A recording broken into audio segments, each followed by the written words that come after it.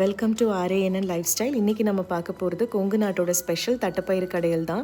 இந்த வாட்டி கோயம்புத்தூர் போயிருந்தபோது நாட்டு தனியா, நாட்டு தட்டைப்பயிறு, பாசிப்பயிறு, கொள்ளுப்பருப்பு இதெல்லாம் வாங்கிட்டு வந்திருந்தேன்.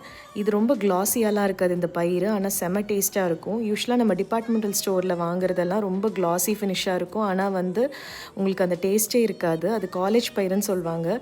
ஆனால் இந்த நாட்டு பயிறு ரொம்ப டேஸ்டியாக இருக்கும்.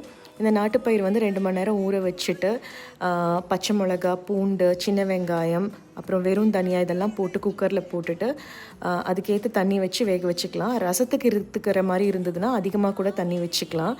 அதுக்கப்புறமா இது குக்கரில் 6-7 விசில் விட்டதுக்கப்புறம் நம்ம தாளிப்பு கொடுத்துட வேண்டியதான். தாளிப்புக்கு சின்ன வெங்காயம், வரமிளகா, கருவேப்பிலை, கொஞ்சம் ஜீரகம் எல்லாம் போட்டு தாளிப்பு கொடுத்து திருப்பியும் கடைய வேண்டியதான். இதோட ஹைலைட்டே சுட சுட சாப்பாட்டில் தட்டைப்பயிறு கடையல் போட்டுட்டு தேங்காய் எண்ணெய் ஊற்றி சாப்பிட்றது தான். நீங்களும் ட்ரை பண்ணி